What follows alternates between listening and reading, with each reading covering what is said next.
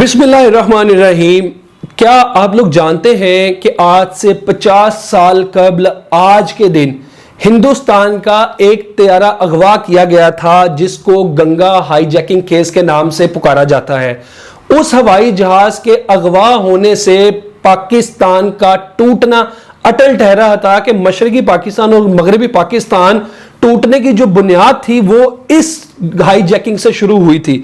اس high jacking کے بارے میں کہا یہ جاتا ہے کہ یہ ہندوستانی رو کی سازش تھی جس نے پاکستان کو توڑنے میں اپنا کردار ادا کیا۔ یہ ایک نہایت کامیاب آپریشن رہا ہندوستان کی سائیڈ سے اور پاکستان ٹوٹ گیا، اور جب پاکستان کو اس ہائی جیکنگ کے نقصانات سمجھ آئے اس وقت تک بہت دیر ہو چکی تھی۔ یہ ہائی جیکنگ کیا تھی مختصر آپ کو بتاتے ہیں کہ 1971 میں جب 30 جنوری کو ہندوستان کا ایک طیارہ اڑا ہندوستان سری نگر کشمیر سے ہندوستان جانے کے لیے، تو اس طیارے کو دو ہائی جیکر جن کا نام ہاشم قریشی اور اشرف قریشی ہے، وہ اس طیارے کو پاکستان کے شہر لاہور میں لے آئے۔ پاکستان کے شہر جب لاہور میں اس طیارے کو لے آئے اور آ کے ان دو لوگوں نے، ان دو صاحب نے یہ بتایا کہ یہ بیسیکلی ہم کشمیری مجاہدین ہیں اور ہم نے کشمیر کی آزادی کے لیے ہندوستان کا یہ طیارہ ہائی جیک کیا ہے، اور اس میں کو 35 40 50 کے قریب مسافر بھی موجود تھے۔ پاکستانی حکام نے کسی طرح ہائی جیکر سے بات کرنے کے بعد ان کو اس بات پہ قائل کر لیا کہ وہ تمام مسافروں کو چھوڑ دیں۔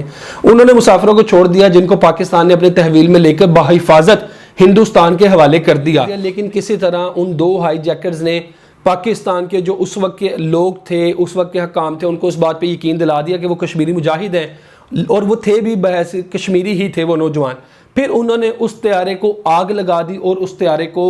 ختم کر دیا۔ جب یہ طیارے کو آگ لگا دی تو ہندوستان نے پھر 4 فروری کو پوری دنیا میں پروپیگنڈا سٹارٹ کیا، اور اس پروپیگنڈے کی بنیاد پر ہندوستان نے 4 فروری 1971 کو مشرقی پاکستان اور مغربی پاکستان کے درمیان جانے والی فلائٹ جو ہندوستان کے اوپر سے اڑ کر جاتی تھی ان پر پابندی لگا دی۔ جب انہوں نے یہ اقدام کیا تو اس وقت پاکستان کو سمجھ آئی کہ بیسیکلی ان کے ساتھ ہوا کیا ہے۔ ہوا یہ کہ جب پاکستان کی فوجی نقل و حرکت تھی وہ انتہائی محدود ہوگی۔ جب مشرقی پاکستان کو مغربی پاکستان یا مغربی پاکستان سے مشرقی پاکستان فلائٹ جانی ہوتی تو ان کو ہندوستان کا روٹ چھوڑ کے سری لنکا کے راستے سے جانا پڑتا، جو روٹ نہایت لمبا تھا۔ فوجی ساز و سامان کی نقل و حرکت ہو یا ڈاک ہو، خطوط ہو یا انٹیلیجنس انفارمیشن ہو، جب اس کے پہنچنے میں تاخیر ہونا شروع ہوئی تو پاکستان کو بہت زیادہ مشکلات کا سامنا کرنا پڑا۔ دوسری جانب شیخ مجیب الرحمان اور مکتی باہنی کے ذریعے ہندوستان نے اپنی تحریک کو مشرقی پاکستان آج کے بنگلہ دیش میں اور تیز کر دیا۔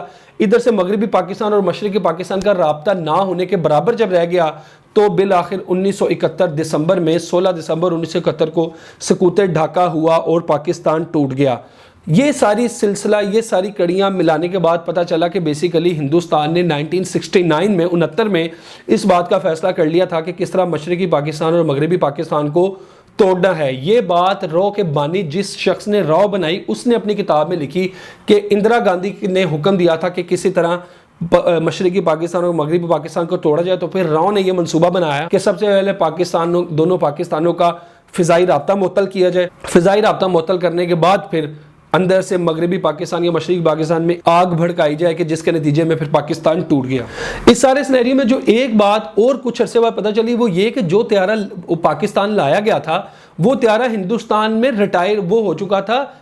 ہو چکا مطلب وہ طیارہ اڑنے کے قابل نہیں تھا۔ اس کو کئی سال سے گراؤنڈ کھڑا کیا ہوا تھا اور اس کو چلاتے نہیں تھے، لیکن کچھ عرصہ قبل اس کو دوبارہ چلانا شروع کیا، پھر ہائی جیک کر کے پاکستان لایا گیا بہانے سے، اور اس طرح پاکستان کے خلاف ایک محاذ کھڑا کر کے مشرقی پاکستان اور مغربی پاکستان کا نہ صرف رابطہ توڑا گیا بلکہ پاکستان کو توڑنے کی راہ بھی ہموار کی گئی۔ ہماری اپنی غلطیوں پہ ہم کو نظر ثانی کرنے کی ضرورت ہے کہ کہاں کہاں دشمن نے ہمیں ایکسپلائٹ کیا، اور ہمیں اپنا خود احتسابی کرنے کی ضرورت ہے۔ مجھے اس ولاگ کے ساتھ اجازت دیجیے۔ اللہ حافظ۔